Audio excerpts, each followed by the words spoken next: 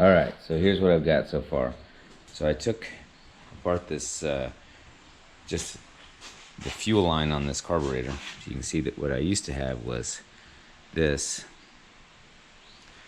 which is a little barb, and the regular fuel line. And what I'm replacing it with here is a 6AN. It has a little rubber thing rather than having this washer. And then what I'm going to do is I'm actually going to use the metal braided hose, and this is going to go onto here. I thought about putting that on the front. I'm trying to think of how this would best work, but I think I kind of want to loop that metal hose around so that I can route it away from everything. So I'm going to keep it on the back. So what I'm going to do next is I'm going to change the main jets and the venturis on the carbs.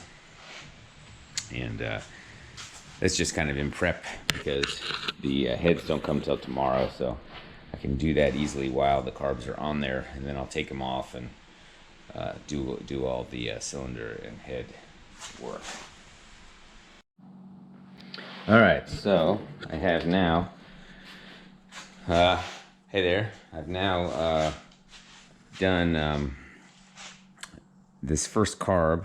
I basically took out this top platform, the main jets, and the there's this gasket here. And so basically I took this stuff out right here.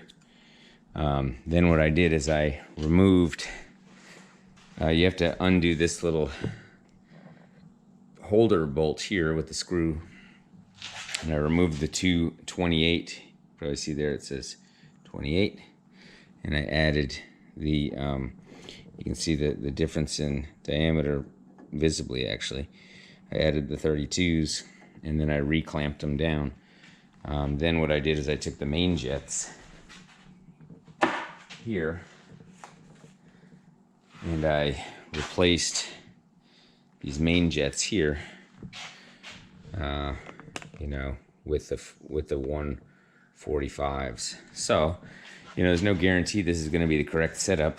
I'm going to have the SuperStock 37 intake valves, and I'm going to have 92 millimeter pistons with a 74 crank. And I was kind of advised to try 32 145 on these carbs, and that's what we're going to try. And if it if it has a problem, obviously I may have to adjust it afterwards. So that was my first carb. I'm going to do the other carb here, and then I'll proceed with tearing this down.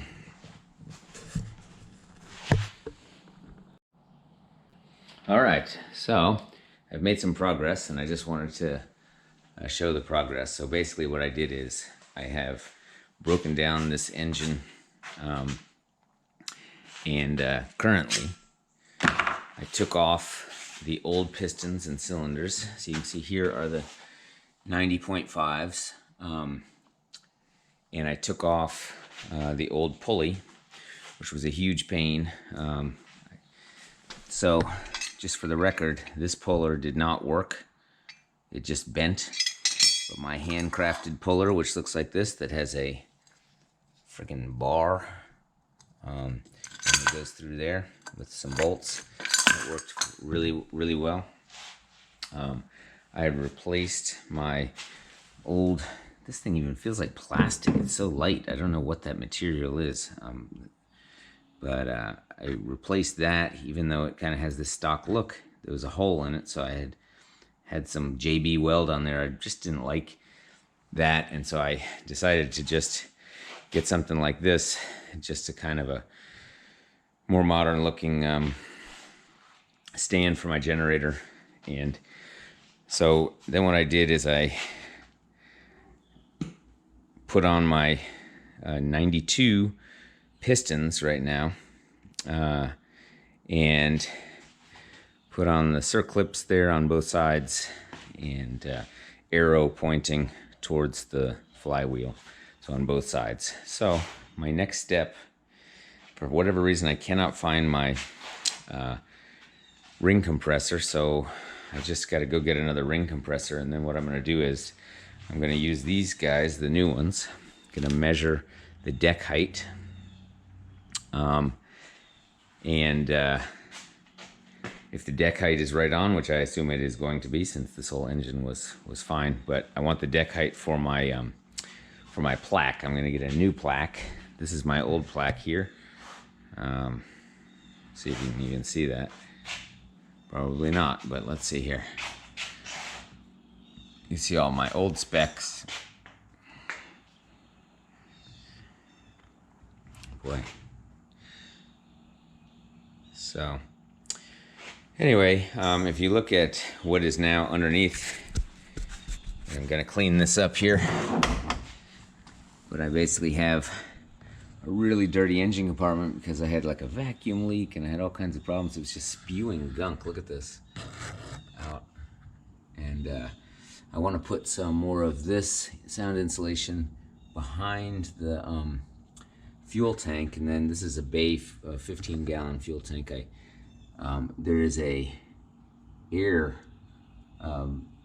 release here, so as you're filling up, the air can come out and go into the filler tube there. But what happens is that fills with gas, the whole thing doesn't work. And if I fill it really full and the temperature changes, I'll get a puddle of gas down here. It's really annoying. So I'm going to try to do the best I can to get a just get that air filler working better. So the last thing I did here that I just wanted to show is I took off my deep sump, and I was getting like slight oil leaks, and so what I did is I just under here I really cleaned this up well, and I used my I used a combo of aviation Permatex with paper gaskets like this, just both sides, and I kind of tightened it down so that I thought that it wouldn't leak. And you can see it's a little gunky here, I mean, in terms of the Permatex, but I'm really hoping that that makes it so that nothing leaks at all. All right, that's the next step. So when I do deck height and I put on those cylinders, that is to say the cylinder liners, I will make another segment here.